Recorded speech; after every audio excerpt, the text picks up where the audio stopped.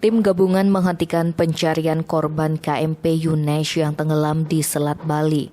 Kepala Basarnas Denpasar Gede Darmade mengatakan, sesuai Undang-Undang Nomor 29 Tahun 2014 tentang pencarian dan pertolongan pencarian dihentikan pada hari ke-7. Namun masih terbuka kesempatan dilakukan pencarian apabila ada perkembangan terbaru di lapangan.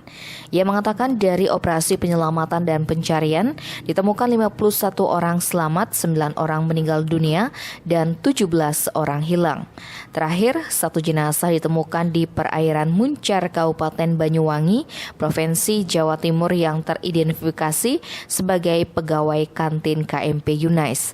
Hal itu diputuskan setelah berbagai pihak terkait seperti Bupati Jembrana Inengah Tambe, Basarnas, unsur TNI, Polri, KNKT, Dirjen Perhubungan Darat, serta operator penyeberangan melakukan rapat virtual terkait musibah ini. Untuk kemungkinan pengangkatan KMP Yunais, Darmade mengatakan hal itu merupakan wewenang dan tugas dari pemilik kapal. Namun sesuai peraturan pelayaran, apabila bangkai kapal tersebut mengganggu alur pelayaran, maka wajib diangkat. Tim Bali Express melaporkan.